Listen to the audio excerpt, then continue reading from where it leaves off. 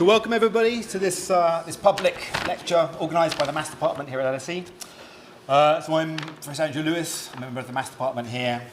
Our speaker tonight is Professor Ehud Shapiro. So he's a Professor Emeritus at the Weizmann Institute of Science. He's also a visiting professor in the Maths Department and the Data Science Institute here.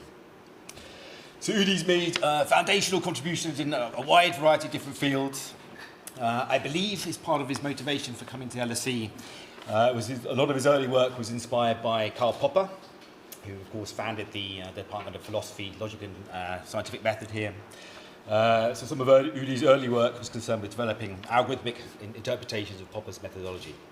He's also done foundational work in the automation of program debugging. He developed the programming language Concurrent Prolog.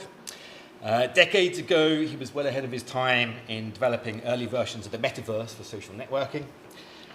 He's also worked extensively in biology, on molecular computation, and the human cell lineage tree. So Udi was also an early internet entrepreneur. For a long time, he's been a proponent of global digital democracy. And most recently, his work focused on how to support digital democracy by devising an alternative grassroots architecture for interactions in the digital realm. So that's what he's going to talk to us about today. So now the idea is Udi will talk for about 45 minutes or so. There'll be lots of time for questions at the end. But now I'll hand over to Udi. Thank you. Well, thanks for coming. I prepared the popular talk, but I see such a dense intellectual crowd here. Maybe I should up the ante. But in the questions and answers, you can ask questions and answer period. You can ask as any complicated questions you want. So I was there when the web started, and initially it had only documents and links. So people uploaded documents and had links from one document to the other. And I had this idea, kind of, why don't we add people to the web? And I founded in 1993 a company called Ubique, and our mission was adding people to the web. So this was quite early on. It was more than a decade before Facebook, more than a decade before the first iPhone, and I was really a bit at a loss as to how to start a company that does internet software. So I was looking around for precedents. Maybe I can find any other internet companies. There was one. It had a website, not a website, a Gopher server that was selling subscriptions to weekly magazines, Newsweek and The Economist. That was the only business on the internet when I was looking for examples to follow. I also wanted to sell software on the internet, and I was looking for a lawyer that understands intellectual property on the internet, and there was no web search engines, so we had mailing lists. So I sent over several mailing lists a question: does anybody know a lawyer who understands something about intellectual property over the internet? And you know how many answers I got? 0. But the funniest thing was when I wrote the business plan for an internet software company and I submitted it to several venture capitalists. What do they think? They were thrilled about it, they liked it, they wanted to fund it, they didn't want to fund it. What did they say? Well, they said, I have a typo. I don't know how to spell internet, that you spell internet with a hyphen. So literally, I founded an internet software company at a time where VCs did not know how to spell internet, literally. Okay, that was that early. Still, I was able to raise money, and we had excellent technology at our disposal, which was developed earlier by my team at the Weizmann Institute of Science. And in 1995, the same day that Netscape launched its browser and server, we launched Virtual Places. It was the first internet social networking software. We had online. If it looks like Windows 95 applications, it was because it was a Windows 95 application. We had online events. We had chat rooms. We had instant messages. We had voice over IP. We had guided tours of the web for those who don't know how to go to the web. It was all there. But it was as I said, it was too early, so the VCs who didn't know how to spell internet didn't believe you can make money on the internet, so I had to sell the company. I sold it to America Online. They didn't know what to do with it after they bought it, so I bought it back, and then I sold it to IBM, which they finally figured out what to do with it. They were quite successful with our technology. And I said, okay, enough buying and selling and this, I should do something else. And at the same time, more or less, there was the Declaration of Independence of Cyberspace. Who heard of it? Okay, it was a momentous event in the early days of the internet. In Davos, 1996, John Perry Barlow gave a profound declaration, and the final sentence was, we will create a civilization of the mind in cyberspace. May it be more humane and fair than the world your governments have made before. That was 96. So I decided, I thought the internet is in good hands, things are developing well, I can go and do other things. And for a couple of decades, I went back to do basic science. I did work on molecular computers, as Andy mentioned, and work on the human cell lineage tree.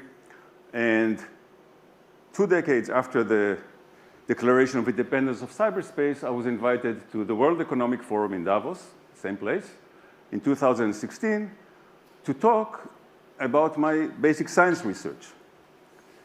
And, you know, I didn't feel like being the entertainment for the rich and famous. I thought I should give them a piece of my mind after 2 decades of what's going on in the internet. So I said, I wanted to talk about internet democracy, I told the organizers.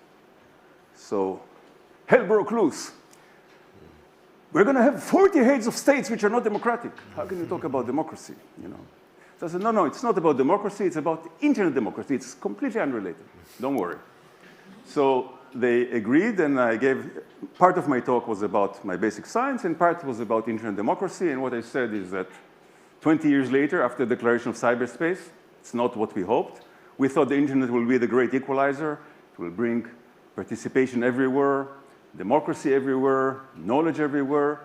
And instead, it became something very different. And I said that we are now into internet Middle Ages. It's divided into fiefdoms with lords that set for us rules of conduct, interpretation, implementation, all branches of government controlled by individuals no matter wherever we go. And you know what happened after the Middle Ages, right? We had the Age of Enlightenment. So I said, it's time for the Age of Enlightenment. And this event changed the course of my scientific endeavor. And I said, okay, I shouldn't just say it's time, but I should try to help bring this Age of Enlightenment. And that was what I've been working for the last decade, and that's what I'm going to talk about today. So that was 2016, 10 years ago. A decade has passed. What can I show for my efforts? Well, if we look at the state of things now, I think the internet turned from bad to worse. And this is an example from The Economist a year or two ago. Basically, it says that our options are either to be in the pocket of Elon Musk or in the pocket of Zuckerberg. That's the 2 options we have on the internet. And millions of migrants from around the world are taking the daunting leap from one pocket to the other, switching from X to Threads or whatever. More generally, the internet is dominated by centralized platforms with autocratic control, one server or cloud entity controlled by one person or one entity. Facebook, Amazon, Uber, and we're all visitors there without any civil rights or vote, or we have no say how to run Facebook or how to run Amazon or how to run Uber, even though we live there and use it every day. Up and coming, decentralized infrastructure, which is actually a major architectural revolution from computer science perspective. Bitcoin, Ethereum, blockchain technology. Promised decentralization, distribution of power, changed the world. And indeed, as we know, this is a very important and worthy and wealthy technology. But fundamentally, structurally, it's plutocratic in the sense that power is divided according to the amount of money, one coin, one vote. It's not a decision by any people, good or bad. It's fundamentally what these platforms have are not verifiable identities. They have verifiable resources. So all you can do is use your resources to influence things, whether it's computing power or ether or whatever. And that's how control is divided. So that's the world today. And in terms of control of wealth or ownership of wealth or control, it's perhaps one of the most unequal, centralized, concentrated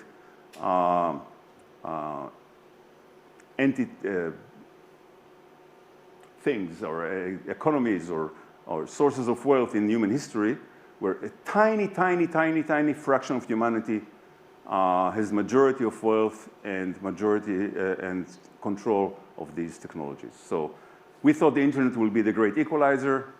It's the great disequalizer until now. Just on a side note, sustainability. Bitcoin is a total environmental disaster, consumes electricity somewhere between Argentina and Pakistan. And that's, again, structurally, fundamentally, the way it's being built. And AI is trailing behind and probably will overtake Bitcoin in terms of energy use. And I'll tell you a secret, it's not for the benefit of humanity that they're doing it. They're doing it for the benefit, other benefits, but not for the benefit of humanity. Another thing we had in the early days of the internet, we had this idea of a sharing economy. And we can use the internet to transfer information about who needs to be where and who wants to go where. And if we only share our beds with fellow travelers and our cars with fellow passengers, the world will become a better place. That was kind of the mantra of the early sharing economy. What happened is, again, that platforms became the totally centralized in terms of control, and we have millions of workers who are being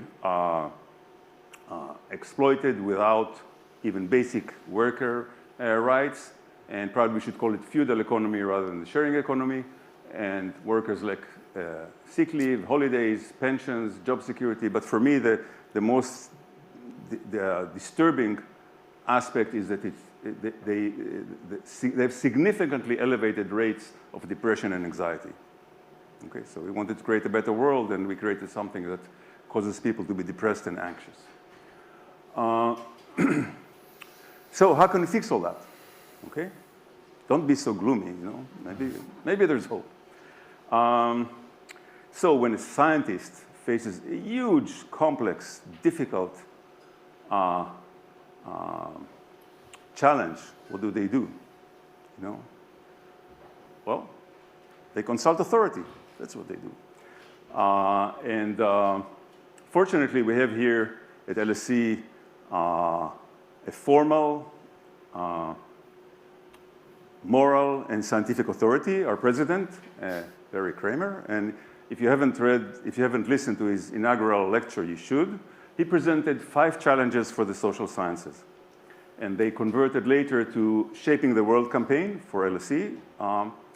And here they are. We want democracy, which engages everyone in shaping it. We want an economy that works better for everyone. We want a sustainable future for the world. We want to eliminate inequalities, to have shape a world of systemic inclusion. All truly noble goals. And LSE is raising money to realize them. Now, if we convert this, slide or thought to the digital world, it suddenly sounds totally absurd, totally disconnected from reality. What about digital democracy and the internet? Digital economy works for everybody. Sustainability, digital equality. The current digital platforms are anathema to democracy, to economy that works for all, to equality, and to sustainability. That's the current state of the digital realm. And the goal of my research, it started about a decade ago, but I was not, only now I can express it so eloquently using the example and vision of LSE to have digital platforms that do support democracy, economy that works for all, equality, sustainability to replace autocratic and plutocratic platforms. So that's what we've been doing. My colleagues, including Andy, did you know you were doing this? Yeah. Andy and students and postdocs, and now Francesco, who is here.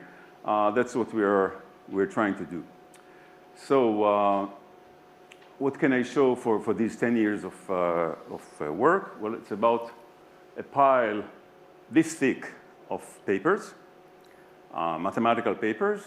To the naked eye, they all look the same. Definition, theorem, proof, definition, theorem, proof, definition, theorem, proof. That's what we've done. They're all available on the archive. If you search for it under my name, you'll see these papers. And what they do, they aim to offer a foundation for a new type of digital platforms, which we call grassroots platforms. That's what this pile of mathematical papers do. They try to build a foundation. And one way to view these future platforms as egalitarian platforms, that if you see on the left, there's one cloud, one server in the cloud. On the middle, there are multiple servers, each controlled by a different entity. On the right, in grassroots platforms, there is nothing in the cloud, just people, smartphones connected to each other. That's how it should work. Democratically in an egalitarian way. One way to summarize them, actually this summary was produced by AI, even it's actually pretty good. Grassroots platforms are controlled and operated by the people they serve.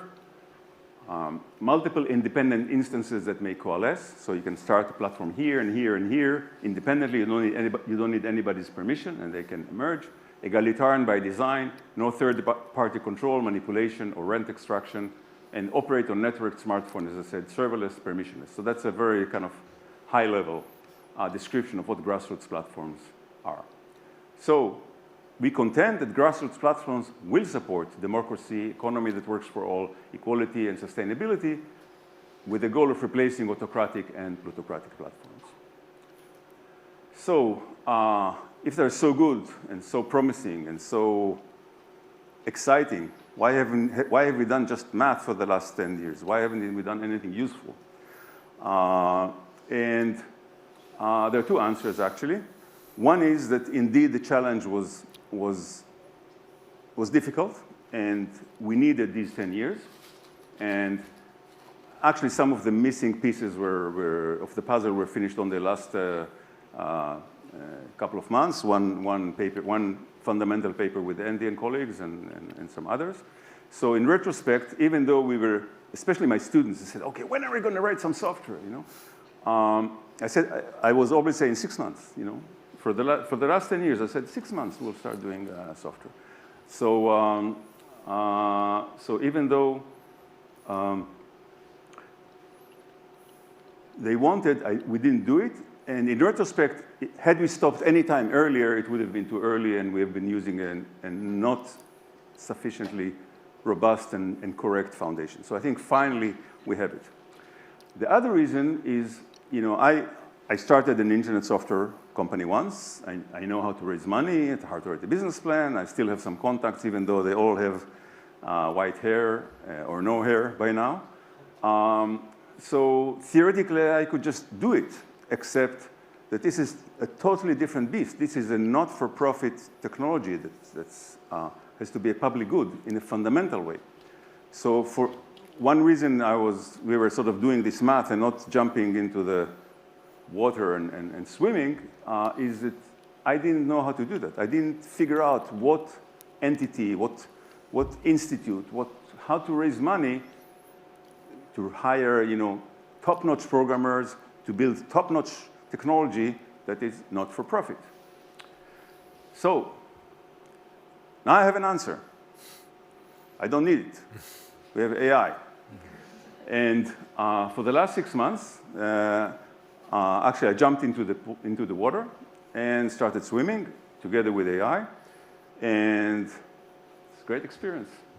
I can tell you more in the QA if you ask, but basically, I think today that with a mathematical foundation and AI, we can realize these platforms with almost virtually zero funding and very few people. Okay, that's sort of my current belief. I think AI is powerful enough to build grassroots platforms with competitive apps, especially given the mathematics. And actually, all my experience in the last 6 months is giving AI mathematical papers and instructing it to write software based on the math. So that's basically the strategy I've been following. And I think smartphones are powerful enough to carry that. They've been for several years now, but again, going back to the early internet days, when we built our social network, we used the most powerful unique servers we could buy. These were Sun Microsystem workstations, initially Sun 1, Sun 2, Sun 3, Sun Ultra, the most powerful Sun Unix workstations we could buy. Today, my smartphone, is it here? No, it's over there.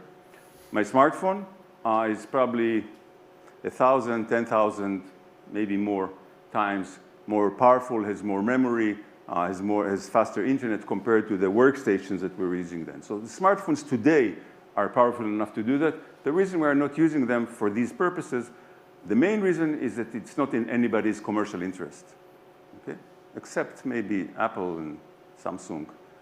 We can talk about it later. So they are powerful enough to do it already. So we can do it. So why don't we do it? Let's do it. So I'm going to show you 2 examples. One is child-safe social networking, and the other is Grassroots Federation of Sharing Economy Co-ops. Child-safe social networks. I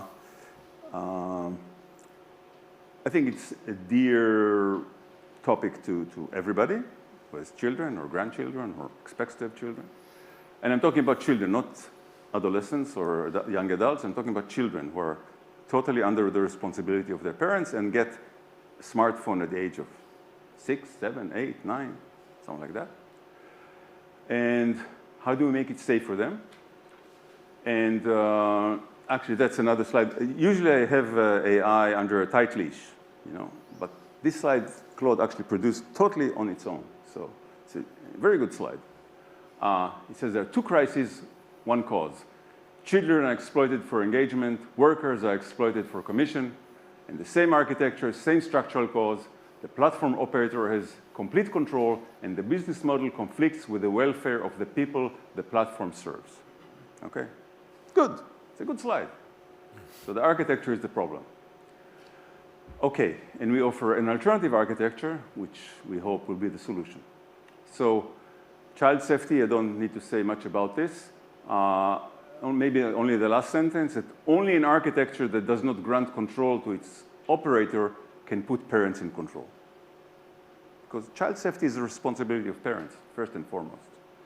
And on the internet today, they cannot exercise their responsibility. They just let their children take a dive, and there's nothing they can do about it. So, Grassroots Child-Safe Social Network, how would it look? It's not a product. We are still in early stages, but it's a concept and a prototype you'll see. It has 1 principle. Child safety is responsibility of the parent. And again, existing social networks cannot do it because to do this, they have to release control to the parent, but they want to be in control. Okay? So 2 children can become friends if and only if both children desire the friendship, both parents consent, and the parents are already friends. Okay? So it's a transaction that involves 4 people, 2 parents, 2 children. And what we see here is actually a trace of the software running, actually written by Claude under my guidance. And what we see here, think about it, is it's not running on smartphones. It's not a simulation. It's a test environment. So think about each square as 1 phone. So we have 3 parent phones and 3 child phones. And what we see here is the trace of the session. And what the session has, it has 3 parents, Alice, Bob, and Charlie. that become friends with each other. So friendship is a binary transaction. Alice and Bob agree to become friends, and then Alice and Charlie agree to become friends, and then Bob and Charlie agree to become friends. So 3 things, 3 binary transactions. And then they allow their children to become friends. And these are 3 quaternary transactions. In each of these transactions, the 2 parents and the 2 children have to consent and volition this transaction to happen. And then Carol, which is one of the children, creates a group, and it can invite to the group only children who are already her friends. So, but Dave and Eve are already her friends, so she invites them, and then the 3 kids chat. So all this you see in this trace, it's working code running.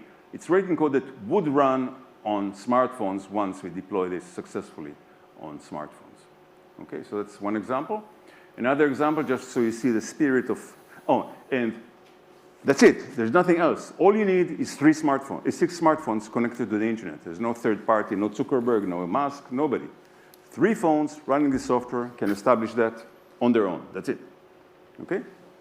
6 phones, sorry. As another example, adult managed group. So we would like the teacher to have a group with our children, or the coach of the athletic team, or whatever, instructor to have a group with our children.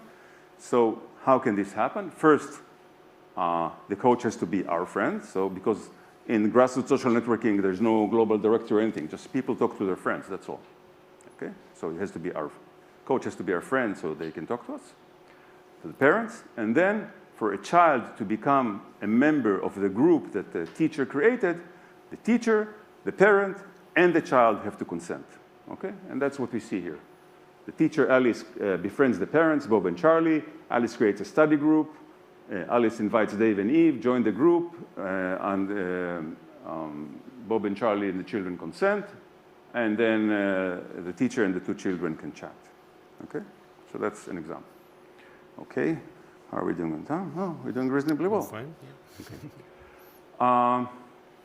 Okay, so that's, since we're doing so well on time, if you have a question, you can interrupt me. Because I thought we have to run quickly, but okay, we can ask. On the previous slide, did you have 3 parents? I mean, on the previous slides? Yeah, so here we have 3 parents. 3 parents and 3 children. So a child has only 1 parent. No, the child needs the consent of 1 parent. Okay. He may play the 2. Well, this is a demo. You know, we can discuss what is the correct design. Do we need the consent of both parents for someone to be a friend, or only one? Maybe just the mother. You know, maybe the mother is enough. You know, the father shouldn't count. Okay, so in this example, it's enough that 1 parent consents for the child to be a friend. And the child can have 2 parents. Of 3 kids and the 3. Say it again? You want to create a group of. Is this working? Yeah. We hear you. So you want to create a group of 3 kids where the 3 parents know each other already and they consent to this. Is that what I understood correctly? I want nothing. I'm showing what could happen if these people want. Okay. So if these 3 people who have each has a child, if these 3 people want to become friends, they can. Once they become friends, if their children want to be friends and the parents agree, they can. Okay. And once they can, then Carol, the child is Carol, I forget. The child. Carol. The child, Carol, if she wants to create a group with her 2 friends, she needs to ask nobody's permission. She can do it on her own. Because now she's already friend with Dave and Eve. The parents agreed. Now the children can create their own group without parental consent. Okay? That's the math here. Now, I don't say the math is correct. That's the math. We can decide. We can discuss whether it's a good math, bad math. We want the 2 parents consent, etc. Okay? Thank you. No, it's thanks for the question. I appreciate it. Okay. So, and in this example, there is 1 teacher and 2 parents and 2 children, and the children may have additional parents, and the parents may have additional children, but I don't show them. Okay. Okay. Again, this is a sentence by Claude, but it's not that good. Still, I'll read it. It's impressive, but it's not correct. So sometimes AI can produce impressive sentences which are not correct. So the same architecture that would let parents protect their children would let workers own their platform. Sounds very promising. It's not quite the same because it's much, much, much more complicated to have a co-op compared to have a social network. For a social network, you need nothing. You need people who want to socialize, that's all. You don't need, basically you don't need you don't need democracy. It's anarchy, you know? You want to be friends, fine. You don't want, don't, that's it. You don't need anybody's permission, you don't want to decide, that's it, okay? So, part of our vision is, as I said, to replace the sharing feudal economy with the true sharing economy, with the cooperatives, digital cooperatives. And as we know, there are almost no digital cooperatives today. I mean, there are cooperatives, but on the internet, if you're looking for a business that is internet-based, we cannot really find a business that is truly an internet cooperative. And the reason, okay, since we have some time, I'll just okay, let me tell you that, and then I'll delve into this. Okay, so digital cooperatives joined work with Francesco Caselli, who is here, and based on incentive-compatible co-op framework to be published in a book titled "One Worker, One Vote," Harvard University Press, almost being published. So yeah, there's a plug for the book. And it's the components of the digital cooperative are first, it's a cooperative, so it's democratically controlled by the worker, which is the definition of a cooperative almost. No external owners, all surplus remains with the workforce. So if they earn money, it belongs to them, not to some third party. And the incentive compatibility comes to ensure that it's not a philanthropic activity. It's people who work in the cooperative, they actually work in earnest because the cooperative is designed for them to want to work and to invest in order for them to be successful and the cooperative to be successful. Now, to build this, we need much, much more technology. And this is sort of, yeah, this is tentative design of the technology that is needed. So there's a lot of technology. And let me see what I should say. I think I would like to look at number 6, constitutional governance, because in some sense, this is the part, for the last 10 years, I would say that 60% or 80% of my research was devoted to this layer, to the constitutional governance, because what you want, if you want to replace autocratic and plutocratic regimes by a democratic regime, you need to give an answer. How does a digital community behave democratically, and how does it work in an egalitarian way? So much of our work, especially in the early years, was on equality in digital democracy, and many of the 40 papers are on that.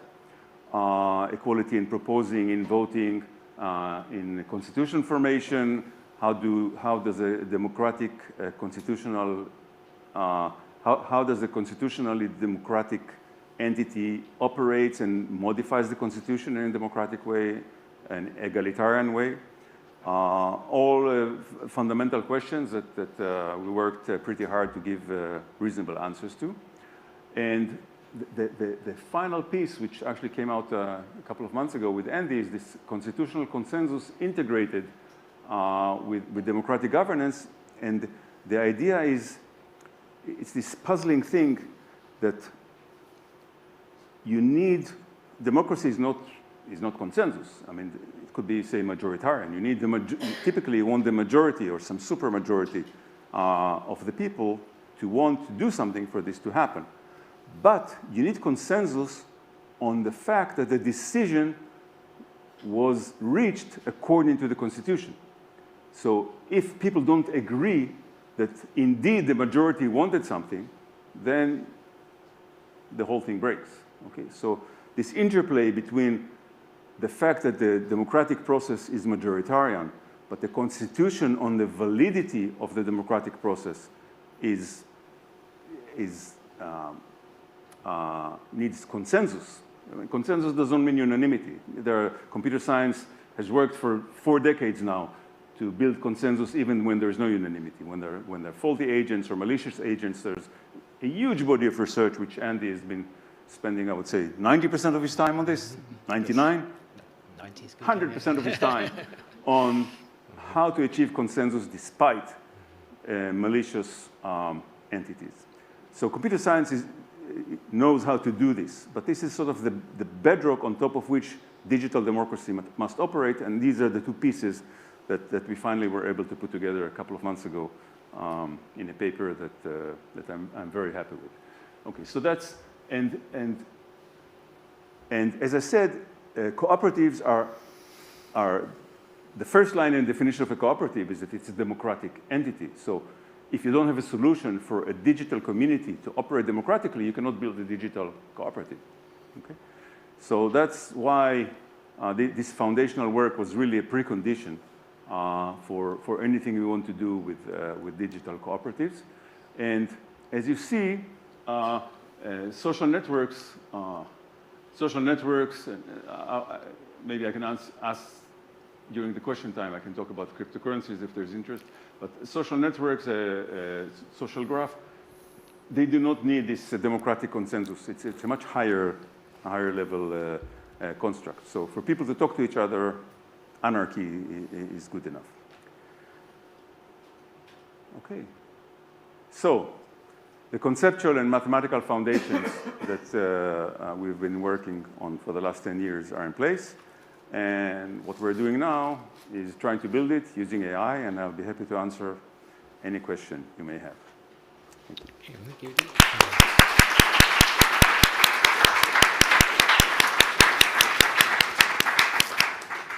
Great. So now we have plenty of time for questions. You can come sit with me if you want, Udi. I think the idea is we sit on the stage here. I see.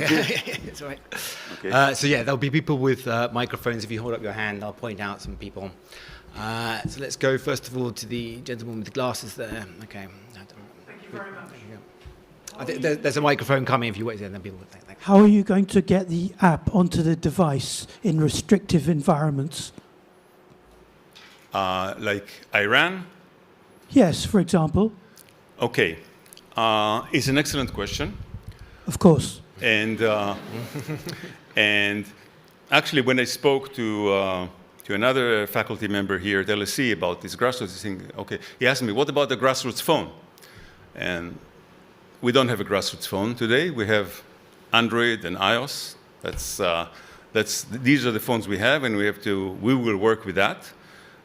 So the vision of Grassroots platforms will be constrained or restricted by whatever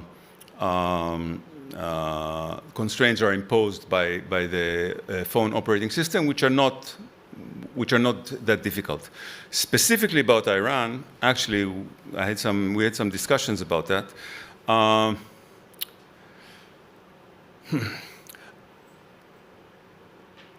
I believe, first of all, there are examples of preliminary grassroots type systems that have been used by demonstrators in Iran and also in Hong Kong for people to form local social networks that don't use the internet at all, even if there's an internet blackout, that allow them to communicate with each other. And this worked using a protocol called Bluetooth LE, which actually is part of the, if I go back a couple of slides, you see there is a internet protocol and BLE. So Bluetooth allows people to communicate over about 100 meters distance. So if a group of people is dense enough during a demonstration or any kind of organized activity, then they can communicate even without the internet. And such applications, it's nice to be able to download them from the App Store or from the Google Play, but you can install things as you wish. So the answer is that in such environments, grassroots systems can provide people with the ability to organize and communicate even when the regime objects. why not with Wi-Fi? I mean, why not with Wi-Fi hotspots? Yeah, Wi-Fi and hotspots are perfect, except in Iran. What they did when the demonstration started, they blocked the internet. No, but this is local. I mean, you can use your phone. You can Yes, go to yes. from my phone to your phone Of course. So without Bluetooth. I mean, yes. So any local communication, BLE, Wi-Fi, anything that works despite blockage of the internet would allow this to work. And by the way, just there was in the early days of Xerox PARC. If you haven't heard of Xerox PARC, Xerox PARC is when almost everything useful in computers has been invented. But Xerox was a copier company, so they thought, well, computers is like this thing which, will interferes with our main business of copiers. So they didn't take advantage of that.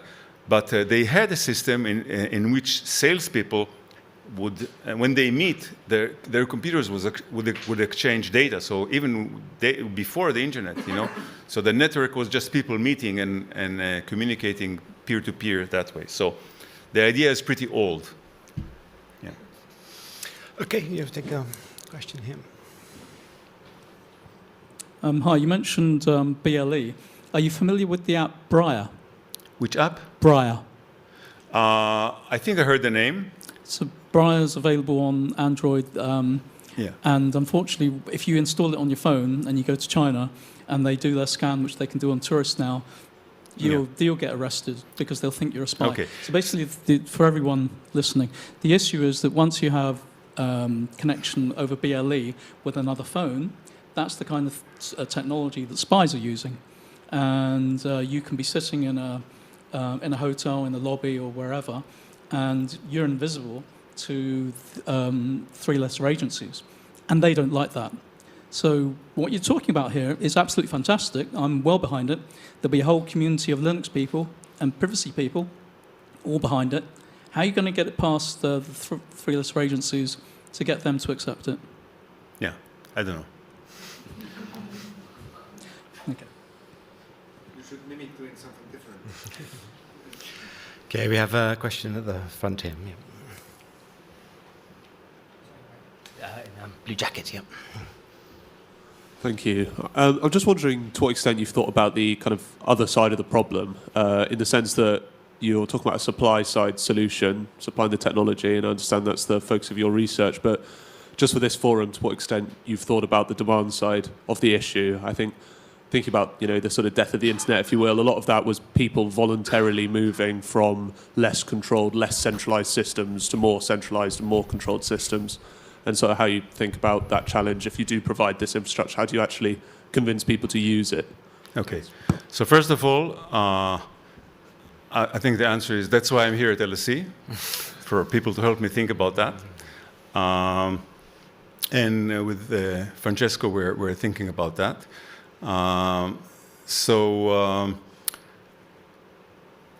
The question is indeed the value that people will have, and I don't know, I don't know how much value people put on their child's safety. I don't know. If they put a lot of value, then maybe they'll move quickly to child-safe social networking. If they don't care, they don't. And specifically in the context of competing with cooperatives like Uber, there's already a way in the sense that drivers already have several apps that they work with. So they already know how to move between apps. So if there will be another app, which is a cooperative, which gives them all the benefits, and they retain much higher percentage of what they earn, and the customers know that this cooperative is actually local, so that if they use the cooperative, then the money doesn't go overseas to some people on the other side of the Atlantic, but remains in the community.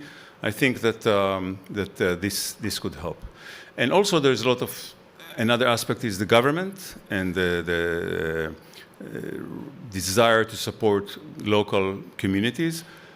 For me, I think the main kind of, at the highest level, I think the main damage that global platforms are doing is that they're robbing local communities of capital, of human capital, of social capital, of economic capital, political capital. They're sort of moving capital away from communities to the global platform.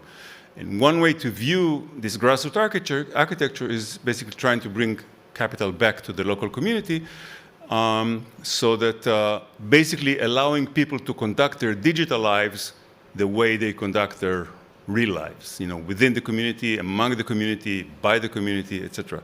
So I think local communities may want to do that. Maybe they're not powerful enough, but maybe governments who want to encourage local communities will actually do that. And kind of the pipe dream is related to regulation. A decade ago, all the EPA could do is, 20 miles per gallon, 21, 28, 30, 31, that's it. But once an alternative technology emerged, people just regulate away petrol-based cars, and that's it, You don't have to use them, you use this. So everybody knows the harm of global platforms, but it's very difficult to regulate them away, like, with some countries try to ban social networks for kids, etc. It's very difficult to do that. Part of the reason is that there's no alternative. Once this is offered as an alternative, maybe regulators will actually give it,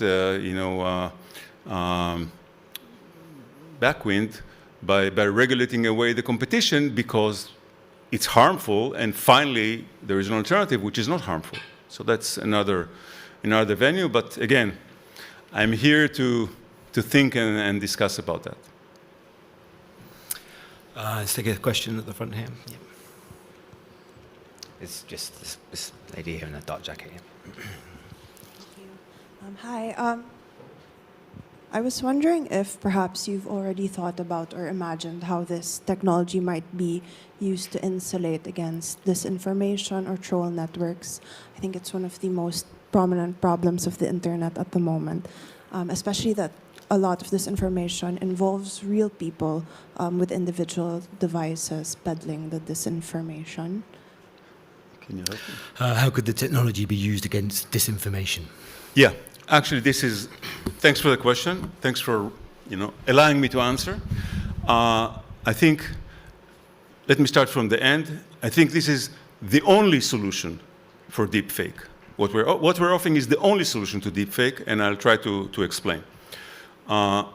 Grassroots social networks are work between people, real people that establish friendships based on knowing each other. Now there's underlying technology of cryptography and public keys and encryption and signatures. All this is basically ensuring that provenance. So when you receive something from your friend, you know either your friend created this content or it was forwarded by his friend or her friend that created that content. Everything is signed, and there's verifiable provenance for every piece of information that is flowing. So there can be no deep fake, in the sense that every piece of content is signed by its creator. Now, if the creator decided to fake, then it's not deep fake. It says, I am created fake, and here's my signature on the fake that I've created. Okay, so there's culpability and verifiability. So I think there's no other solution to deepfake than grassroots social networks that use interpersonal relationships as the basis of trust and have provenance, signatures and provenance for every piece of data that's being sent around. Thanks for the question. Okay, the gentleman in the blue jacket there.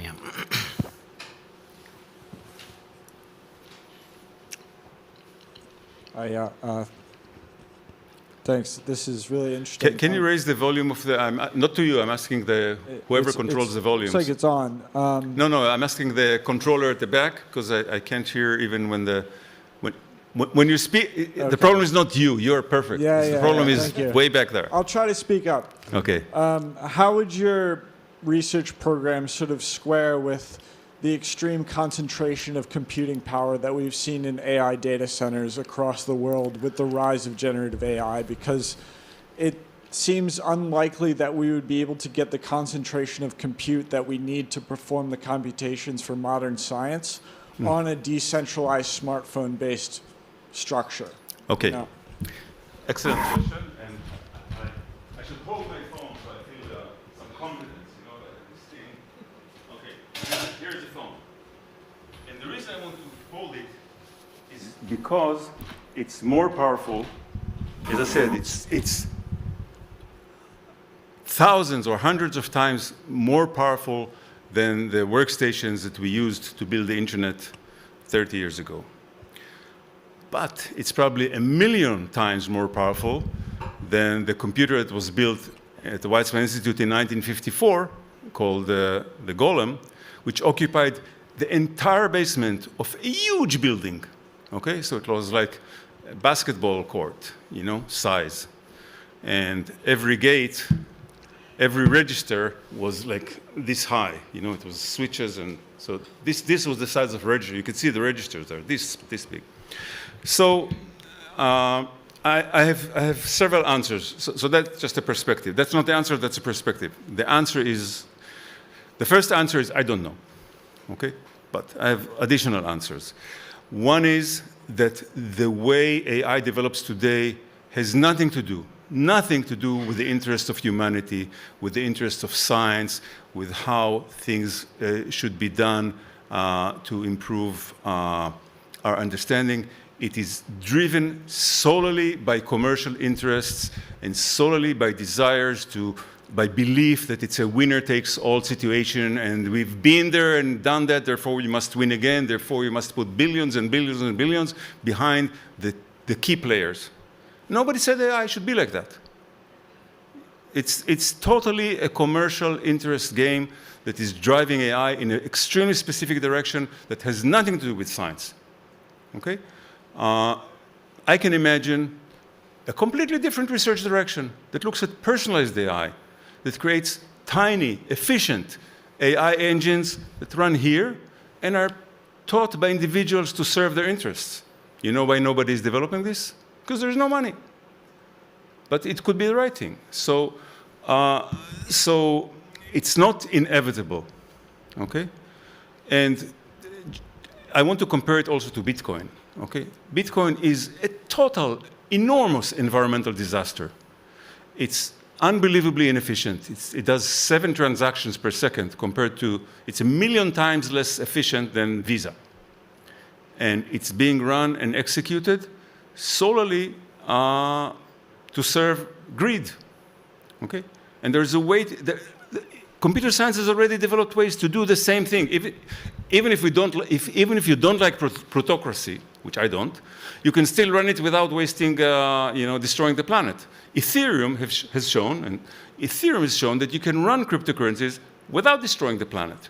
And why Bitcoin is doing the way it's doing? Because there's so much money already invested in the way it's doing, and so many people will lose money if this goes a different way, then it continue destroying the planet the way it does. So we should separate between, we should kind of untangle what is technology, what is science, what are commercial interests, and they're typically totally disaligned. So again, I'm an AI expert in the sense that my PhD thesis was in AI. Unfortunately, it was 40-some years too early. But not unfortunately. I was working in AI in the very early days, but today I'm not part of that community. I'm not at the forefront. I have many colleagues who work in this, and they know it, and they know about it much more than I do. But as a bystander and someone who's seen technologies and understand how they're driven, I can tell you that, in my opinion, it is totally not the only way that it could be done. Okay.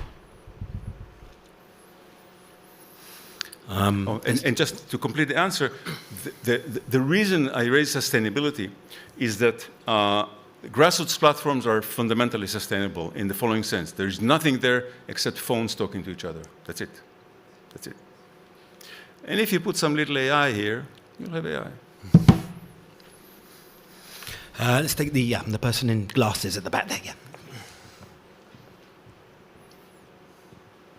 Thanks so much. I wonder what you think of Mastodon. Can someone do something about the volume of this? Yeah. I'm sorry, I'm hard of hearing, but... Yeah. Shall I talk louder? I wonder what you think of Mastodon, the decentralized social media platform. There was one Mastodon, it's about Mastodon. It's called the federated system, and there's a whole thing called Fediverse. So actually, I was not doing justice. I wanted to simplify things, so I showed only 2 columns, but actually there should be 4 columns. And in the scientific paper, it talks about that there are 4 columns, 4 types of architectures: centralized autocratic, decentralized plutocratic, and then federated, which is oligarchic, you may say. The federated architecture, or Fediverse, is an alternative architecture that was developed by a lot of people, including Tim Berners-Lee, who is the founder, developer of the World Wide Web, the web protocol. And the goal there is indeed to distribute control by having multiple servers that talk to each other so that you can connect to any server you want, and then people can talk to each other through multiple servers. It is definitely a step in the right direction, okay? But it is not grassroots, in the sense that there are still servers, there are people who control the servers, and you must connect to a server to talk to other people. So it's a 2-class system. There are server operators and normal people. Okay, so it's better. It's better than centralized, better than plutocratic, but grassroots goes all the way. And there's actually this paper that talks about all 4 classes, give a mathematical characterization that explains why they're not the same. Okay. Let's have the lady at the front here with the glasses, yeah. I'm looking at your slide and listening to your talk. My question is about how you envision the transition to this grassroots system. Okay. Are these levels of a transition, or are these different systems on a grassroots system that we would need to function? And if that second is the case, how do we transition this direction? What is the mother who is worried about her child? What does she have to give up to go to the grassroots system? Okay, your question has multiple components, so I'll try to answer them separately. First of all, I've been around for quite some time as an active scientist, and unfortunately, almost everything I did was 1, 2, 3, 4, 5 decades too early. Okay, so I really hope that this is not 5 decades too early. Okay, I really hope. Maybe AI will get it sooner. I'm serious, by the way, about the 5 decades.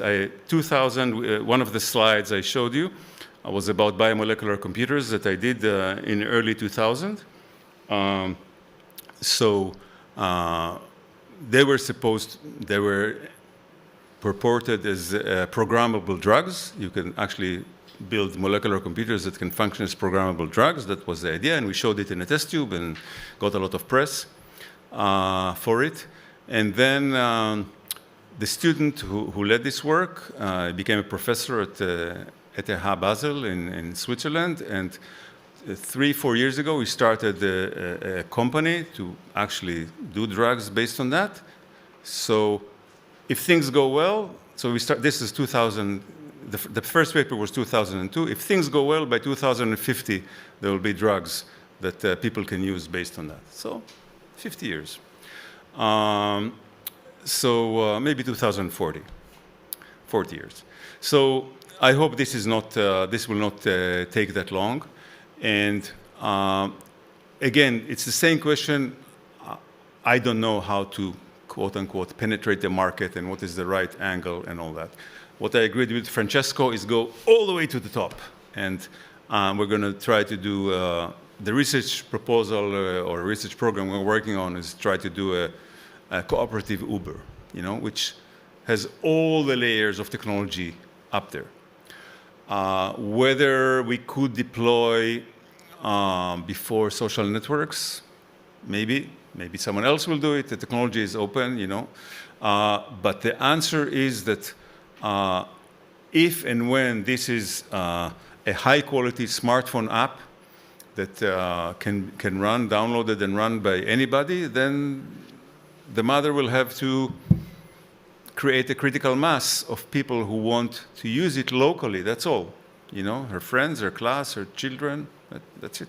That's all.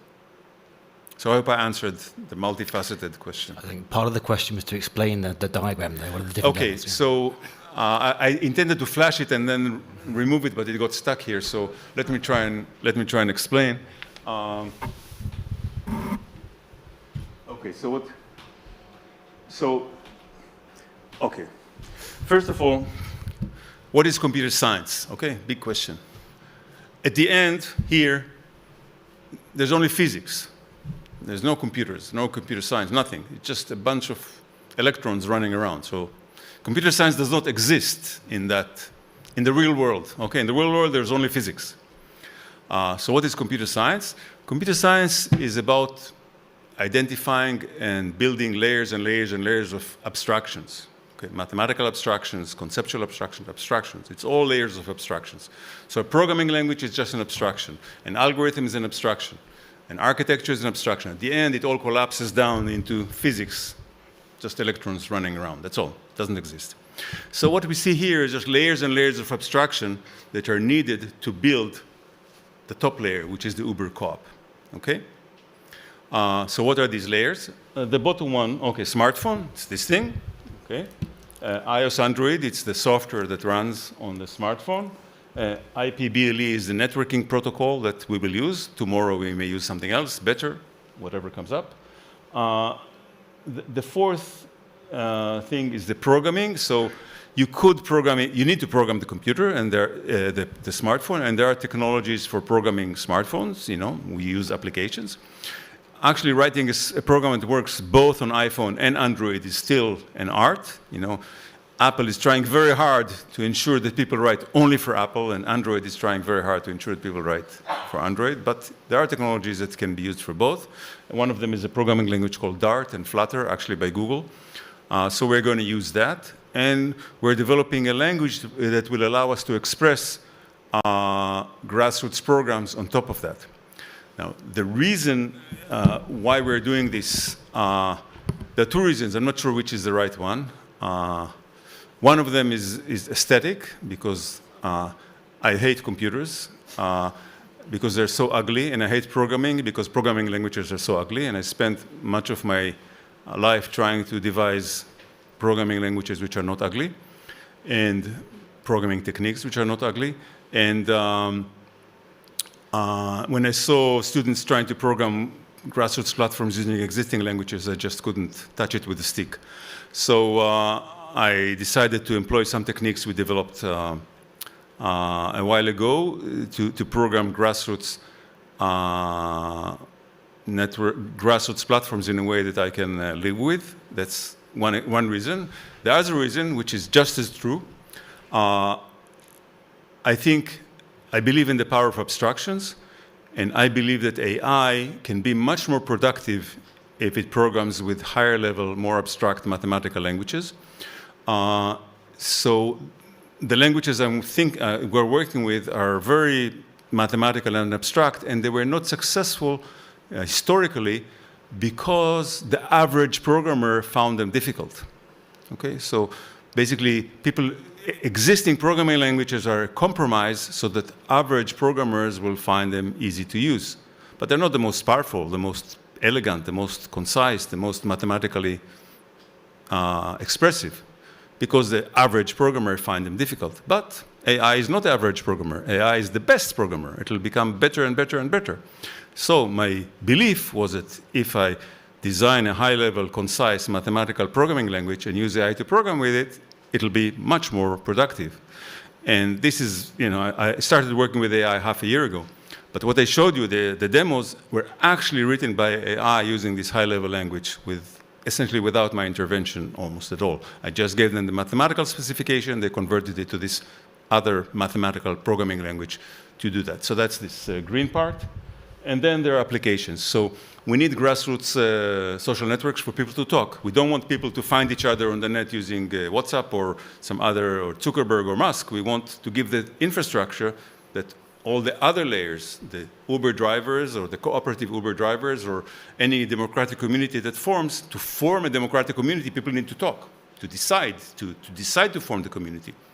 So the grassroots social network is the foundation which allows people to become friends and to talk to each other within communities, across communities, etc. And on top of that, the democratic governance, which I mentioned, which is the heavy lifting kind of thing we did during the last decade.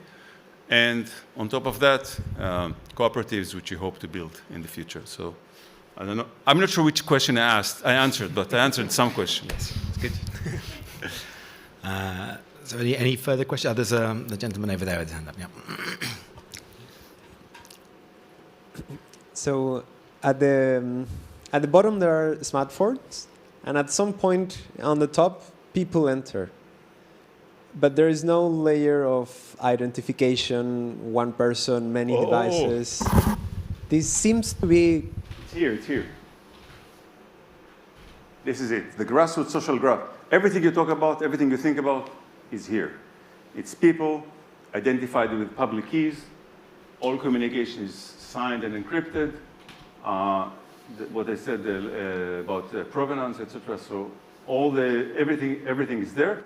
But it's grassroots, so there's no typical use of public key crypto system. Public keys is that there is an authority that gives someone a key. You know, I prove to the authority who I am, whether typically it's company. The company comes with the registration documents to the authority and says, "Hi, I'm a new company. That's my name. Please give me a key, which will be associated with my company." And then the authority gives it. And the internet is structured like this, top down. I'm not talking about that. I'm talking about grassroots. In a grassroots social network, everybody invents their own public key. And when you and I meet, we just exchange public keys. And I'll trust you. You know why? Because we met. And we sat in an office, and you interviewed me, and you wrote down, and we corresponded. So I know you, I trust you. And that's how, you know, connections are made in the grassroots social network. So if that's the way, will there be maybe an army of smartphones that are trying to get into different grassroots platforms? Well, okay. The question of fake identities and how they're penetrated is maybe one of the biggest challenges for existing social networks and why they cannot be democratic. Even at some point, Zuckerberg said, you know, let's do some kind of democratic thing in Facebook. Do you know how many fake accounts, I think I told you in the interview, maybe, I'm not sure. Do you know how many fake accounts Facebook removes every quarter? Who knows? A guess. How many fake accounts Facebook removes? It's written in the public document, it's not a secret. How many fake accounts they remove every quarter? 1 million, 2 million, 6 million? 10 million. Anybody? 300 million. 300 million. 300 million. We have 300 million. First, second. 500 million. 500 million once, twice, third. 1 billion accounts every quarter. Facebook removes 1 billion fake accounts every quarter. Okay? That's the existing life. I offer you completely different new life where people are talking only to people they know and trust. You cannot penetrate. How can you penetrate it? You need to get someone to trust you. But if you don't exist and you're not a real person, why would they talk to you at all? So a grassroots social network is built on real people having real connections that establish this and grow based on this mutual trust and mutual knowledge. And you know, if you tell me that this other person is your friend and it's real and that her name is Dana or whatever, I'll trust you and I'll become friend with Dana because I know you and I trust you, and then I'll get to know Dana. But you will not introduce me to 500 fake accounts. I know you will not. I trust that you will not. Okay, I think there was a question right at the back there. Yeah.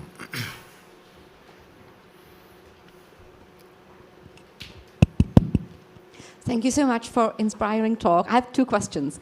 One of them is, I think this solution where people have to know each other in person in order to establish trusted relationship is a great solution for networks around friends or colleagues. But in the reality, before, when social media were not taken over by politicians who destroy them, actually it does make sense to follow someone who is an expert in the field. Because I like the computer science the tweets, for example, on Twitter, right? So we don't know each other in person. We would have never met, perhaps, but it is still make a sense to have a loose network with someone, for example, of professional authority. So how would you solve this problem? And number two... I have very short-term memory, a very small short-term memory. I can answer one question at a time. What was the question? How do you solve the problem that it's useful for people to be able to connect with people they don't know? So for example, you might want to follow a well-known scientist. So actually, we're building this grassroots social network as we speak. You know, I have students and collaborators that are working with this, and I showed you this child-safe social network and how to build small groups like WhatsApp-like groups. And the question is, how do you create network celebrities, right? You want network celebrities. You want to follow someone who is out there. You never met them in person, but you've heard of them because they have nice songs or they speak about meditation or whatever, and you want to follow them. Fine. We will provide, through grassroots mechanisms, we will provide a way for you to choose to follow someone else. And if they choose to send you the information, then they will send it. But there's no third party to control that. It will be your choice to follow that person and their choice to disseminate their feed to you. Is this an answer, more or less? Now, as I said, it's not that I have this secret box full of answers and I'm pulling one. This is all early stage. We're kind of feeling our way in the dark, trying to find the right way to do things. And we have examples of working systems, and we have examples of why these systems don't work. So we certainly want to provide existing functionalities, such as network celebrities. We don't want to eliminate network celebrities. They're so important for some people. So we will provide mechanisms, but the point is you don't need a third party. You don't need Zuckerberg. You don't need Elon Musk to support the underlying infrastructure for some people to follow another person. Okay, that's... And my second question, if I can, I think you're stressing the need to not to have a server or some authority. And I think I think this is a great idea. The way I think we can also consider going as a society is to understand the access to the internet and data should be in a government ownership. This should not be owned by 5 Nazis in Silicon Valley. That's the problem, who are using it for personal profit. So if we have governments, just like governments are owning, say, roads, and we can all drive cars, we don't need to have private roads and have someone who would be charging us to use it, although there are some systems in the world. So if say, European Union or whatever, some democratically elected authority runs the system for free, just like internet was for free when it was established, in CERN by the researchers, it would be free for us to use and pay from taxes. And then we can have multiple systems and the governments would run the servers. Okay. And the data then could be centralized and used by researchers for public good or for good for investing back into the society. So do you think you would not lose this opportunity if it's completely decentralized? Okay, can I didn't hear every... She thinks government should control all information. Okay, so... okay, no, I heard more than that. So let me try to answer. The interplay between government and local communities and people and businesses is very complex, and I don't think I don't have a clear answer, but I have some thoughts which I'll be happy to share. First of all, let me give the more conservative answers, and there are the radical answers. Let's start with the conservative answers. The conservative answer is that I think that governments who care about their people, especially in the context, forget the US. The US is doomed, and I'll explain. If people want to ask, if we want to discuss it, I'll be happy to explain why it's doomed. Forget it. But all the robber barons are there, and if you look at democracies, the citizens are hijacked by robber barons who sit on the other side of the ocean and exploit them. And it is in the interest of governments, of democracies who are not on the other side to protect their citizens. So the question is, how can they do it? And as I said, one answer is regulation. Regulate them away.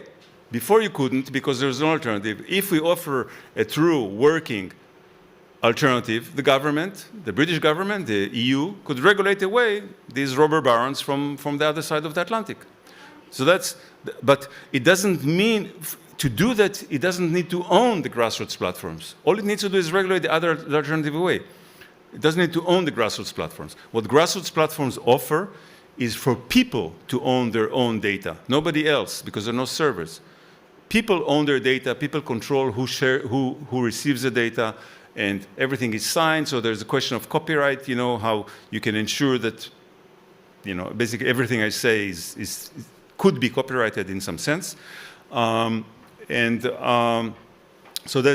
that's one aspect of it. But governments can go even further. And I didn't talk about grassroots cryptocurrencies because they're probably too much ahead of their time. But one thing that they allow, one thing, let's talk about community commerce. One way a government could, let's say you have these local platforms that allow local commerce, okay, through whatever means. And then there's the global platforms which exist and people, so the question is, should I buy in the local, from the local butcher through the local community commerce network, or should I buy from Amazon and get it landed, you know, by shipping from wherever it comes to my doorstep?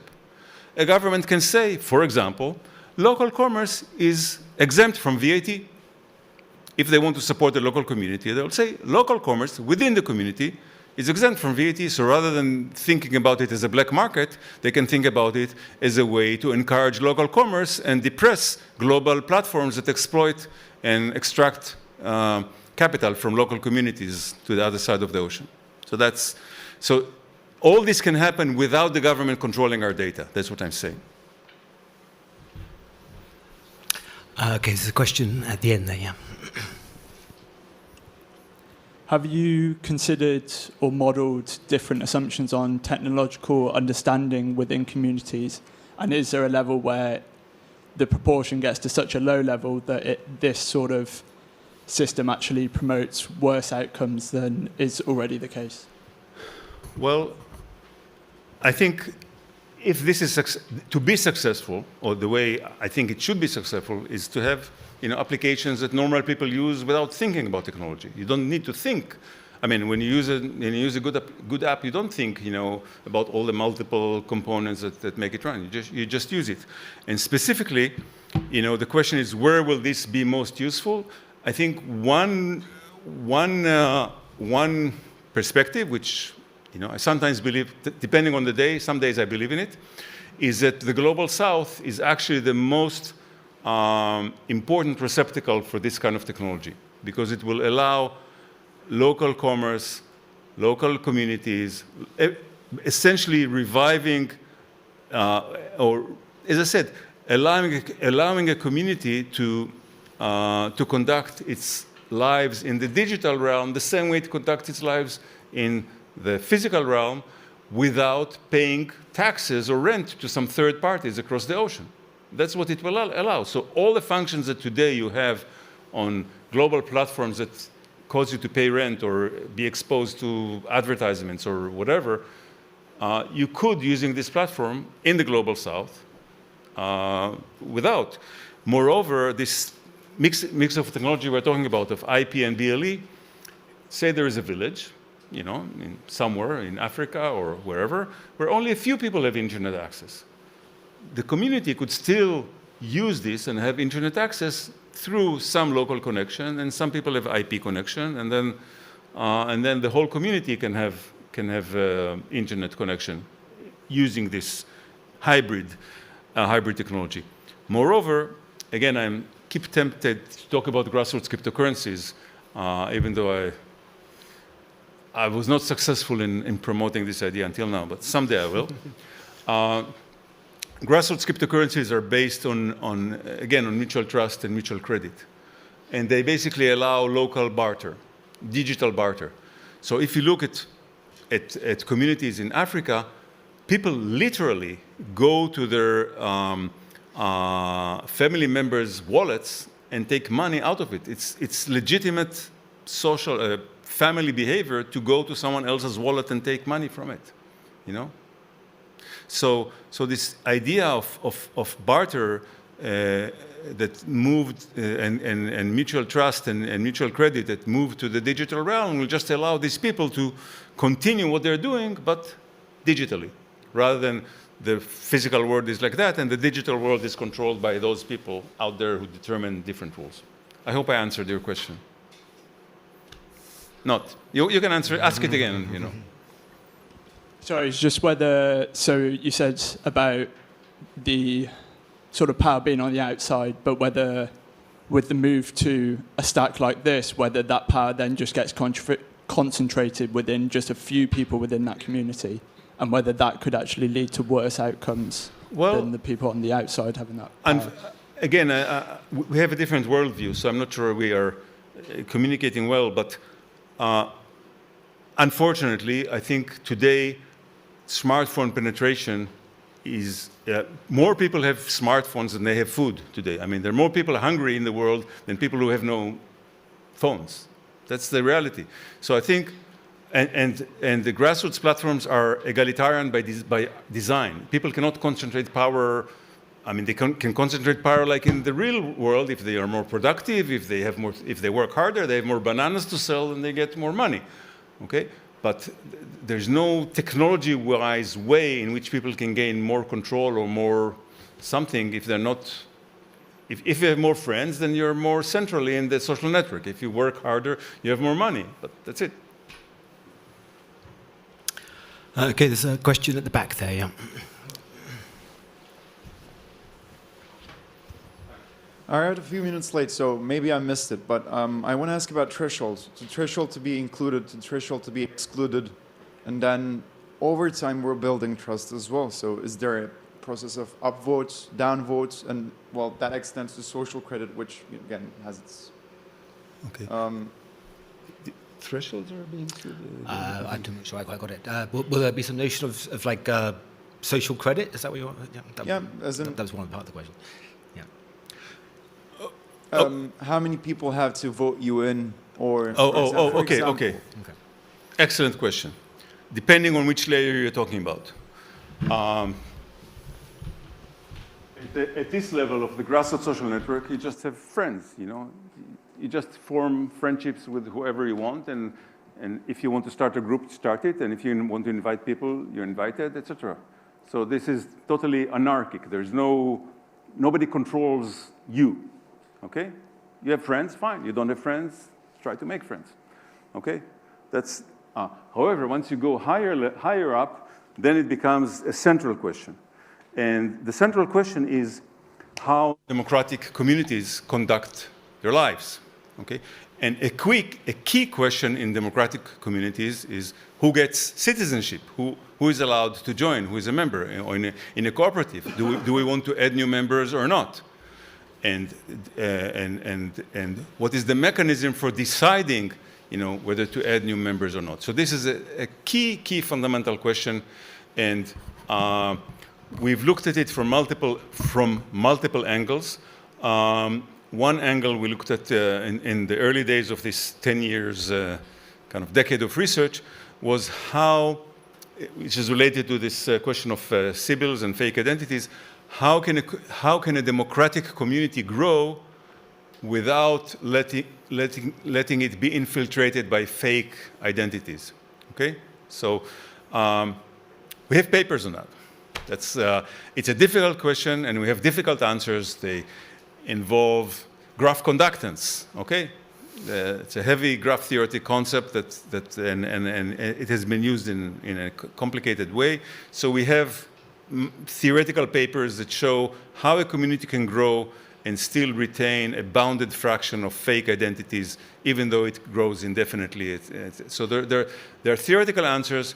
but I'm not sure I believe in them in the sense that I'm not sure how they're relevant pragmatically, because in real communities, you have real people that you look at them in the eye, and you will not take an Uber driver, you will not take a driver, you will audit them, you'll audition them, you will talk to them. It's much more personable than just, mathematics of how many people voted and blah, blah, blah, all this stuff. So we have a mathematical solution, but actually I think in some sense it's an overkill, because in real life you have just real people talking to real people and deciding to accept them or not based on whatever criteria it is, but it's not this computer science thing, like proof of work, proof of stake, proof of identity, all this. That is a lower level question which is not related to real communities which behave democratically. That's my current belief. I'm not sure if it's founded or not, but that's how I see it. Okay, any more questions? No, then thanks very much, Judy. Thank you. Thank you very much. Thank you. Well done.